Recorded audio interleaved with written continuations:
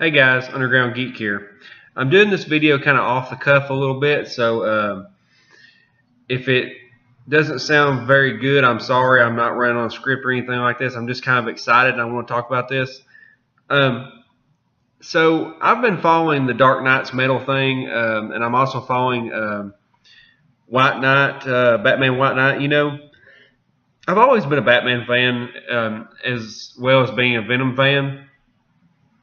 I like these heroes that are almost anti-heroes, a lot of times. Spawn, Ghost Rider, people like that. Batman seems almost like an anti-hero to me sometimes. He means well, but sometimes if people don't notice what he's doing, they may see him as somewhat almost like a villain sometimes. But he is always trying to do the right thing, even though he uses the wrong means to do it sometimes, and that's why I consider him an anti-hero. But anyway, he's kind of half of a coin. Superman being one half, him being the other half. But let's look at something here. The sales at Comic-Con, the orders are finally in. We finally get the order numbers of what's going on in August. It only took us 11 days. But anyway, the order numbers came in for Dark Knight's Metal. Can you believe the numbers on this? This is the highest selling comic I've seen since I've been looking on Comic-Con.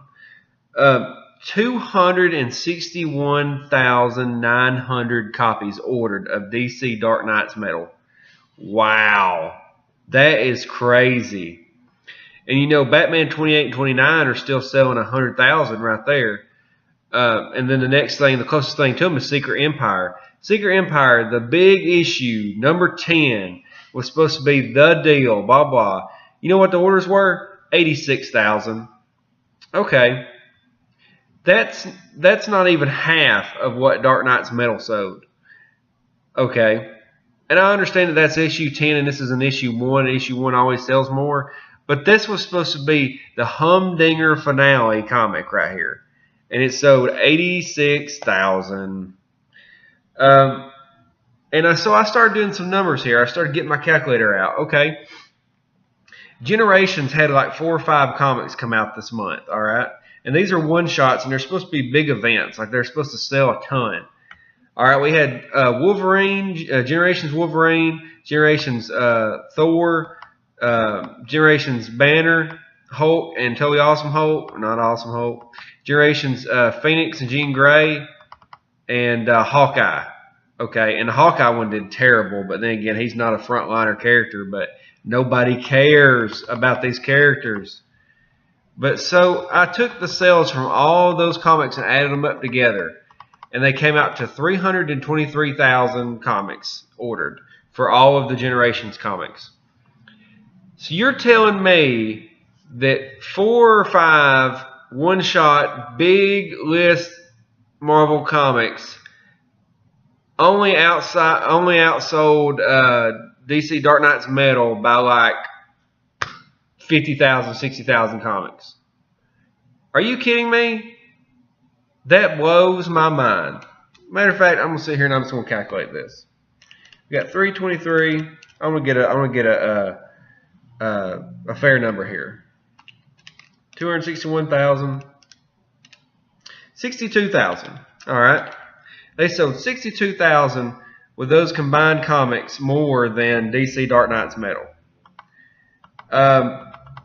That's not very good. They should have sold 100,000 apiece.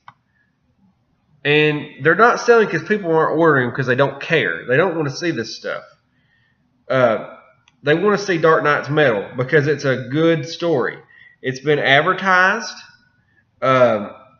It's got people we want to see in there, other than the same old characters just shoved in our faces and told that they're better than the originals. We've got Batman coming in here and just killing the competition. The top 3 selling comics are Batman. Okay? The closest one is Secret Empire, number 10. And it's 20,000 off of the closest one above it, which is Batman at 100,000. 86,000 to 100,000. I mean, this is hilarious. I really like Scott Snyder. I've talked to him a couple of times. He seems really nice. I've got a couple signed comics by him. That's what made me buy his comics.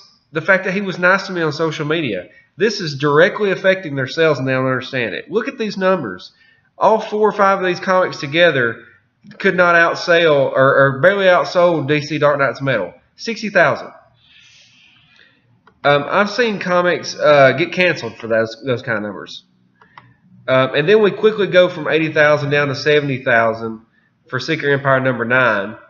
And you want to know how many, the lowest selling Generations was Hawkeye. You know how many issues it sold? Or how many issues it ordered? 45,000. 45,000. Wow. Superman is on issue 29 and it outsold that. 29th issue of Superman outsold Generations Hawkeye. Like I said, that shows you what people are buying. They're not buying Marvel, that's for sure. These one-shots come out and they're still sitting on the shelves. I can go to Books A Million right now and they're still sitting there in the back. I had to go looking for them the other day and they were shoved in the back of the stacks. Because they don't care. The people working there are like, you know, they're not told to sell these things because Marvel doesn't care to make things that people want. But it's amazing. Dark Knight's Metal, it's killing it. It's killing it. And it only makes me wonder what White Knight is going to sell, because it was really hard for me to find a #1 copy. I didn't think it was going to be one of those deals that sold out before it even came out. I mean, we're still like a month out from the first issue, and I had to go just searching. I had to get on Twitter and ask people where to buy one at, because I wanted to get a couple of the variants, and they were already pre-ordering #2, and they were out of #1. That's crazy to me, and I can only imagine that White Knight is going to sell as good as DC Dark Knight's Metal. It has to at least sell over 100,000 issues. Marvel is about to get run over by the freight train that is DC's storylines. Wolverine, Generations Wolverine, 85,000. That's how many Wolverine should be selling per month, is 85,000. They should be selling that per month each issue, because Wolverine is one of the greatest characters ever created. You know, what's his name just died that helped come up with Wolverine. I don't even think I see any kind of tribute. I'm waiting for when Wolverine comes out. They better have a tribute in the Wolverine issues for him. If not, they really need slapped. But that just goes to show you that good storylines are starting to win out. You know, people are not able to go out and pay $5 a comic anymore, because Dark Knight's Metal is $5 and Generations is $5. All the Generations are $5 a piece, $4.99. People are not able to pay that. They can't do that. They can't take a chance on these comics anymore. You're going to have to start making good comics where they can buy them. Even the critics are starting to go easy on some of, like they were talking about, you know, that Generations Hawkeye was decent. You know, I think I heard Captain Freakle say, you know, it was decent, it was art and everything. They're just tired of these comics being so bad that they're trying to find something good in them, and I'm doing the same thing. I'm trying to find something good, and it just sucks. I don't know what to say, guys. I mean, the top 3 comics sold last month was Batman. Okay, Spider-Man is one of the most known characters ever. If you look it up right now, I think at the top 3, Spider-Man is probably top, and then it's like Batman and Hulk. You know, he should be outselling everybody because he's Spider-Man. I had to go down through here and look to find Spider-Man. Amazing Spider-Man #1 or number 31, 54,000. If I keep going, Spectacular Spider-Man. Peter Parker Spectacular Spider-Man is on issue 3, and it's already selling 41,000 copies. Okay? Venomverse, Edge of Venomverse is selling that many. I mean, it's just sad. I don't even see another Spider-Man. I know there's multiple Spider-Mans, and I can't even see them on the list here as I scroll down. Defenders is selling 31,000. There's Spider-Man, number 19, 30,000. I think that's a Miles Morales Spider-Man. It's just crazy. But here's another one on my list here that nobody's really reading. Batman the Shadow. It's only selling 28,000 copies because they're not really advertising it that well. But you really need to check it out. I've been reading each issue, and I've always liked The Shadow and Batman just because of that movie, The Shadow, with Alec Baldwin in it. I love that movie. I grew up liking that kind of stuff. Jumanji. What was the guy in the purple outfit? I don't know why I said Jumanji, but I always liked Jumanji too. The Phantom. The Phantom. I like movies like that, and it kind of reminded me of that, you know. Those good 90s movies like Congo, Independence Day was a later movie, I understand. But they were just fun to go to the theater and watch, and that really transferred over to the Shadow book because it was a lot of nostalgia.